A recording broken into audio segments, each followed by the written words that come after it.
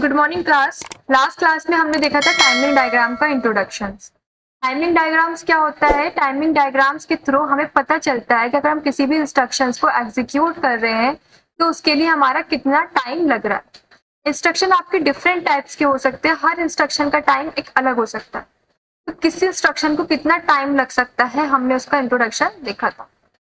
Timing diagram समझने के लिए हमने तीन बेसिक टर्म समझी थी। क्या थी हमारी? Instruction cycle, machine cycle and T state.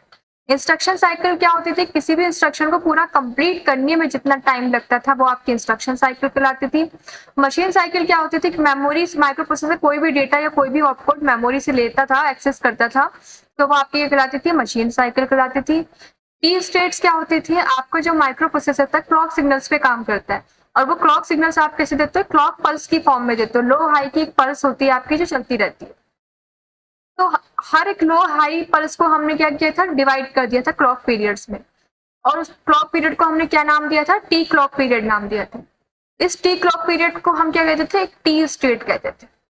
तो किसी भी इंस्ट्रक्शन को आप जब मेमोरी से माइक्रो प्रोसेसर तक लाते हो तो उसमें कुछ टी स्टेट्स आपकी लगती थी। जैसे अगर आप किसी ऑपकोड को फैच करते थे तो उसमें क्या होता था? आपकी 4 टी स्टेट आपकी रिक्वायरमेंट होती थी।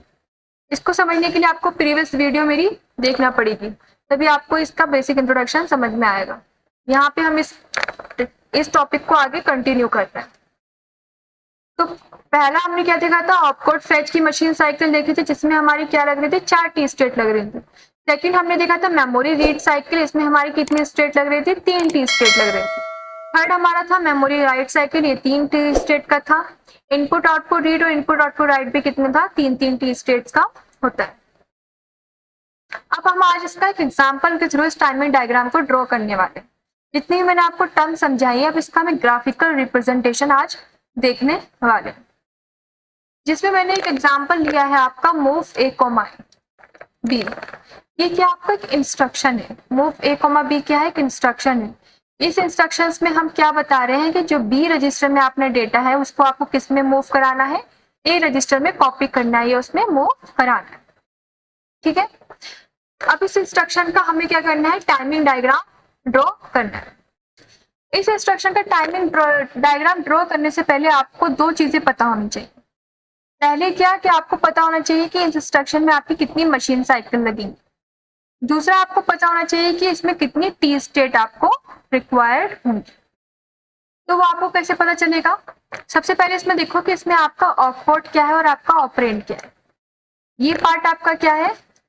ऑपकोड, और ये पार्ट आपका क्या है? ऑपरेंड। तो इसमें देखोगे ऑपकोड आपका क्या है? मूव, और ऑपरेंड्स क्या आपके? ए कॉमा बी। तो ए कॉमा बी क्या है? आपके रजिस्टर्स है। तो ये ऑपरेंड्स तो आपके माइक्रो प्रोसेसर में प्रेजेंट है ऑलरेडी। ठीक है, तो इसको तो मेमोरी से लेके आने की आपको जरूरत नहीं है। आपको क्या लाना है? सिर्फ ऑपकोड लाना है। तो जब ऑपरेंड आपके माइक्रो प्रोसेसर में ही प्रेजेंटेड होते हैं तो आप क्या करते हो? उसको ऑपकोड के साथ ही मेमोरी में लिख देते हो। मान लो इस लोकेशन पे क्या है? आपके स्टोर है 2000 मेमोरी पे। अब ये ऑपकोड आपका कहाँ पड़ा है? इनिशियली मेमोरी में पड़ा। इसको परफॉर्म करने के लिए आपको इसको क्या करना पड़ेगा? माइक्रो प्रोसेसर में लाना पड़ेगा।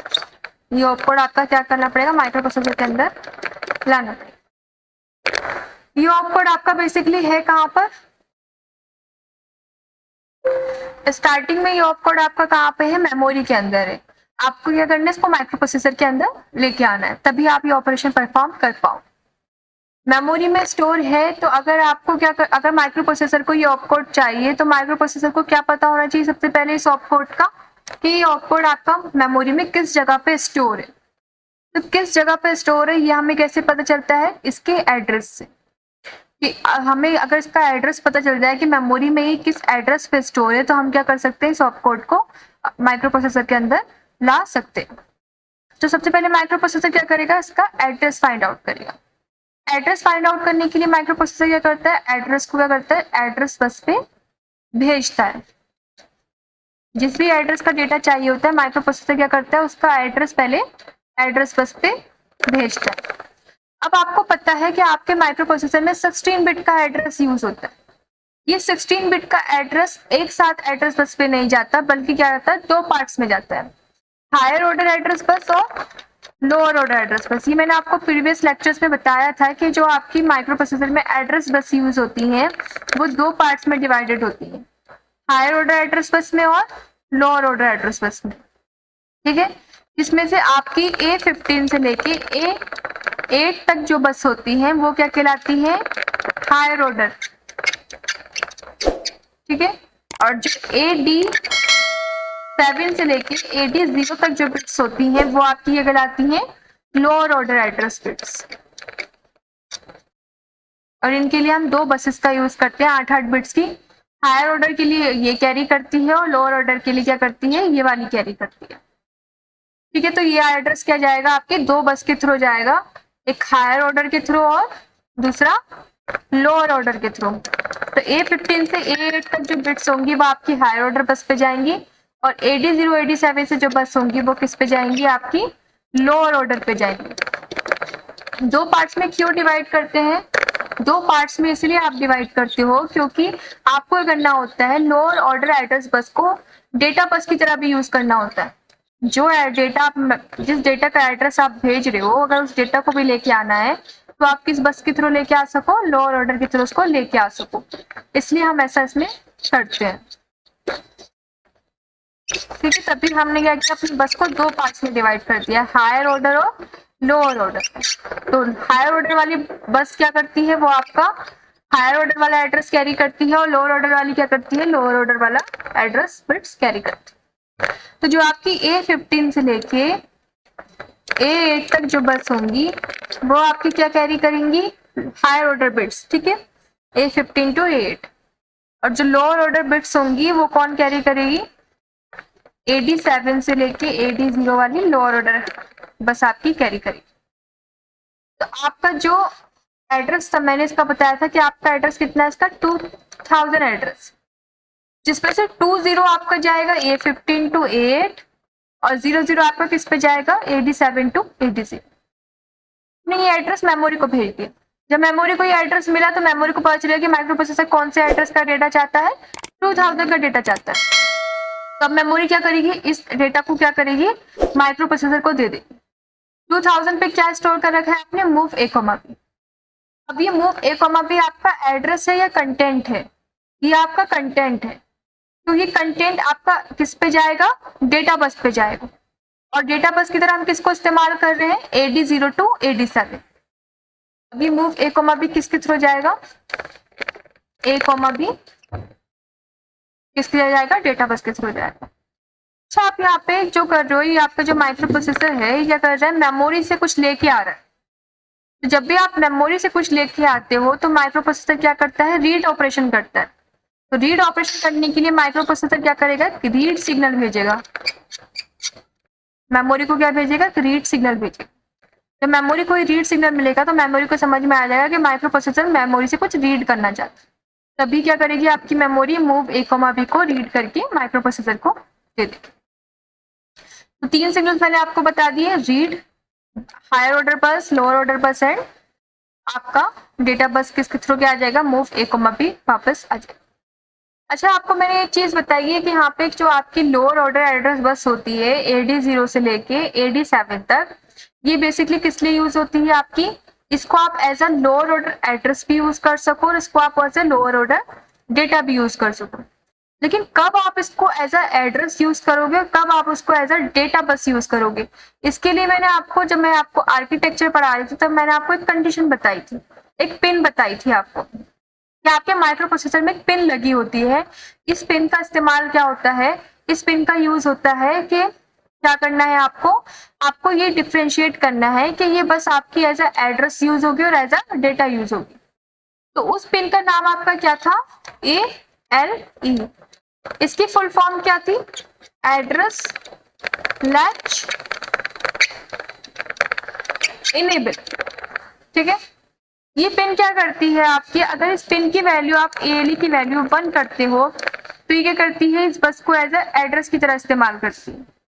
अगर आप इस पिन पे क्या दोगे, 0 दोगे तो ये बस आप कैसे यूज होगी, एज अ डेटा बस की तरह यूज होगी, ठीक है। तो ये बस एज अ एड्रेस यूज होगी या एज अ डेटा यूज होगी, ये इस पिन की वैल्यू पर डिपेंड करता है। अगर ये 1 है तो ये एज अ एड्रेस यूज होगी, और अगर ये पिन 0 है तो ये कैसे यूज होगी, एज अ डेटा यूज होगी। इसको एड्रेस लैच इनेबल क्यों कहा जाता है, क्योंकि जब आप इस पे 1 दोगे तो ये करता है, एक लैच होता है हमारा, उसको इनेबल कर देता है, ऑन कर देता है, और जो भी एड्रेस आप इस पे भेज रहे हो वो एड्रेस क्या होता है, इस लैच में जाके स्टोर हो जाता है। स्टोर क्यों कर रहे हैं, क्योंकि बाद में इस बस को हमें फ्री करना है डेटा के लिए, तो फ्री करने के लिए जो इस पे पहली वैल्यू पड़ी है उसको कहीं ना कहीं जाके हम क्या कर देते हैं, स्टोर कर देते हैं। और कहाँ स्टोर कर देते हैं, किसी लैच में स्टोर कर देते हैं। उसके बाद ये बस फ्री हो जाती है और इसको हम एज अ डेटा बस की तरह इस्तेमाल कर सकते हैं।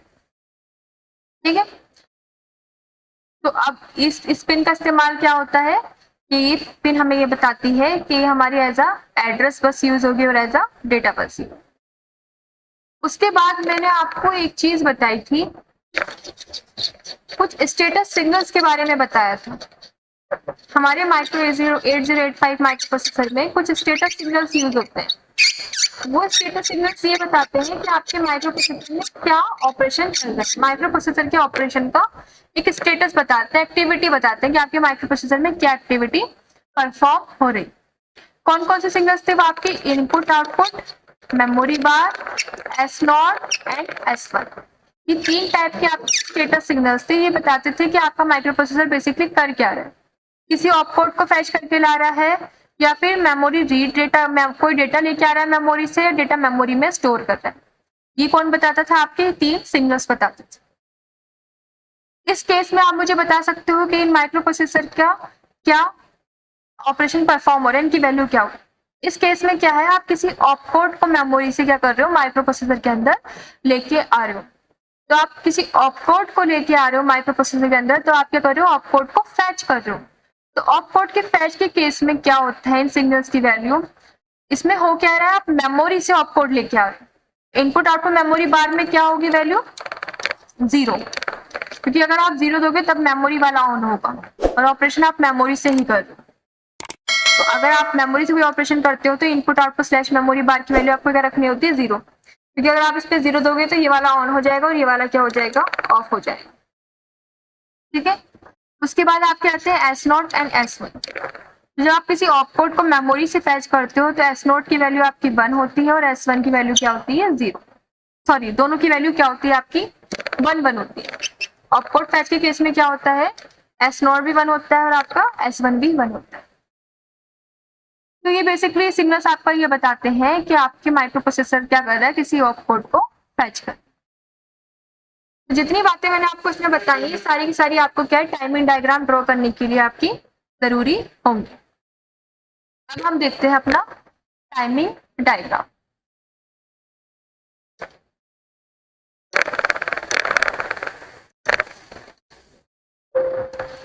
अब इसका टाइमिंग डायग्राम ड्रॉ करते हैं। ये टाइमिंग डायग्राम है किसका, ऑपकोड फैच का टाइमिंग डायग्राम है। तो आप किसी भी ऑपकोड को फैच करते तो आपकी कितनी टी स्टेट रिक्वायरमेंट होती है, 4 टी स्टेट। सबसे पहले हम क्या कर लेते हैं, इसकी 4 टी स्टेट यहाँ पे बना लेते हैं। ठीक है, जिसमें से आपकी एक टी स्टेट ये हो गई, दूसरी हो गई, तीसरी हो गई और चौथी हो गई।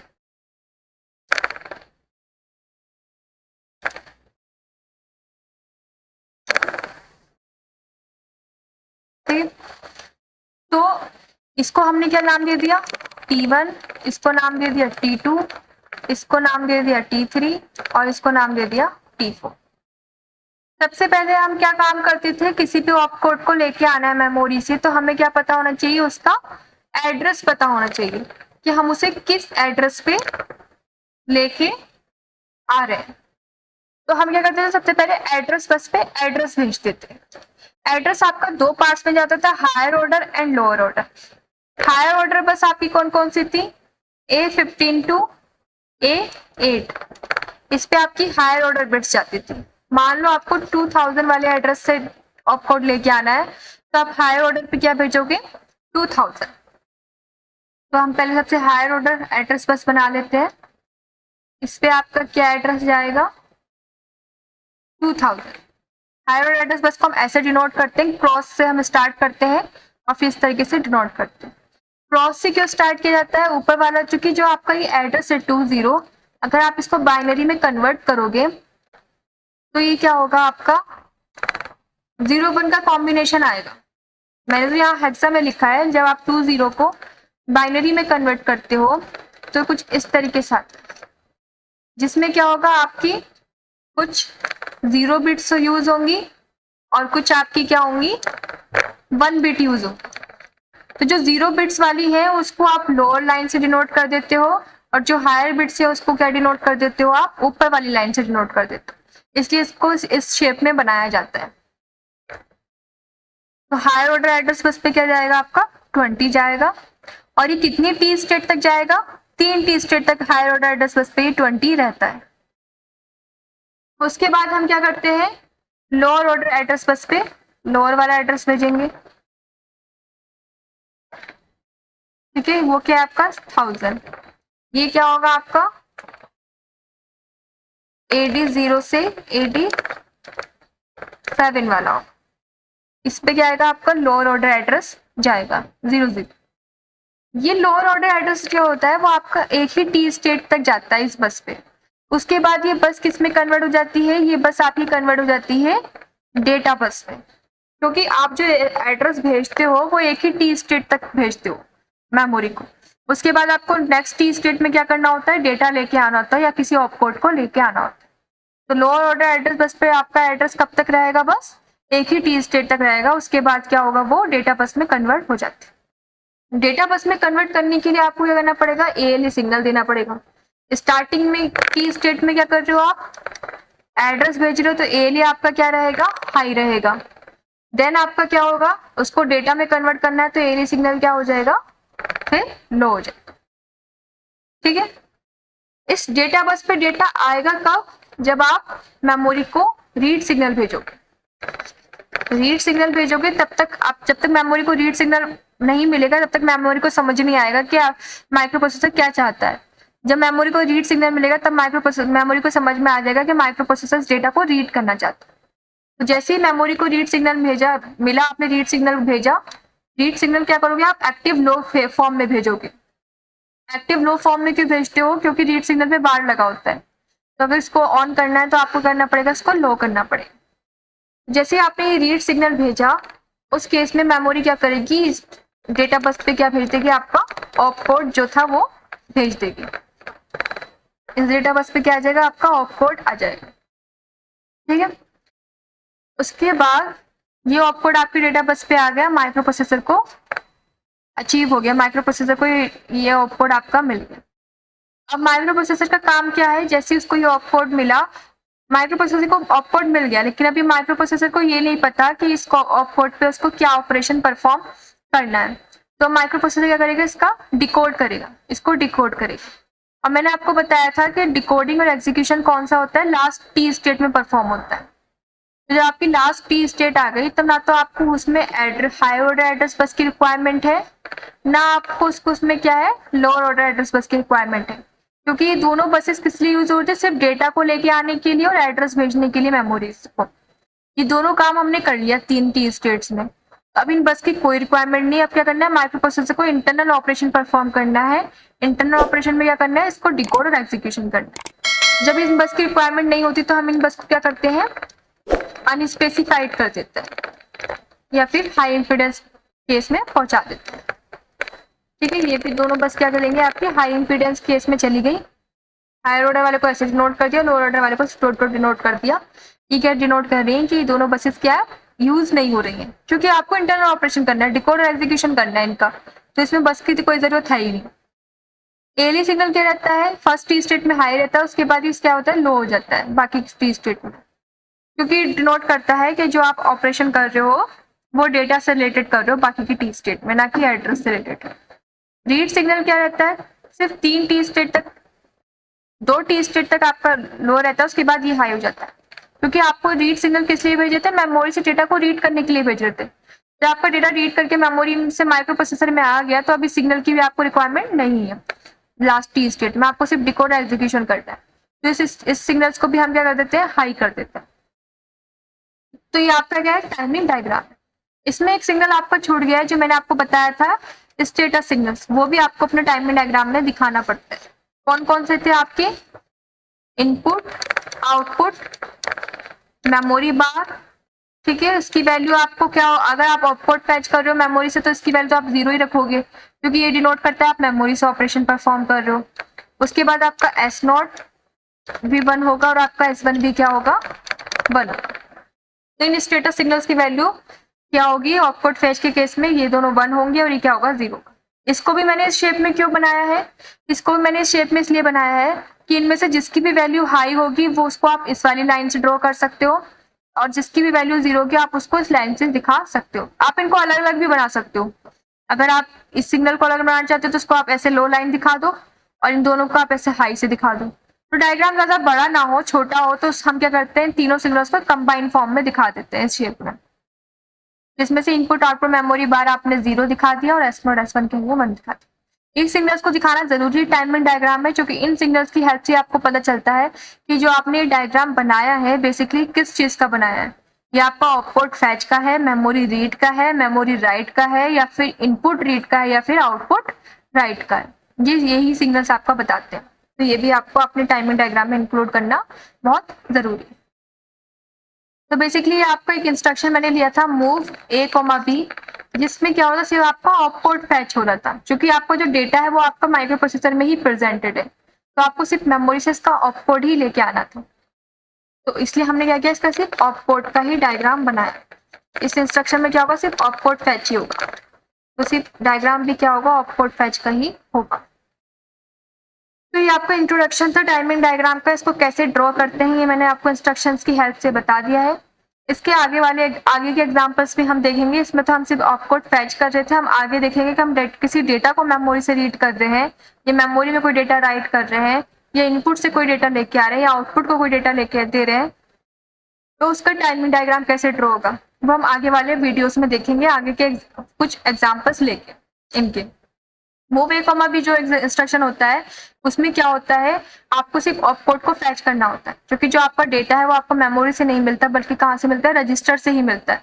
तो आपको डेटा लेके आने की जरूरत नहीं है, बस आपको क्या करना है, ऑपरेशन का पता करना है। तो उसके लिए आपको करना है बस उसके आउटपुट को फैच करना है। आज के लिए बस इतना ही था। Thank you so much. हम आने वाली वीडियोस में इसके आगे के एग्जाम्पल्स देखेंगे, जिससे कि हमारे ये टॉपिक बिल्कुल क्लियर हो जाए।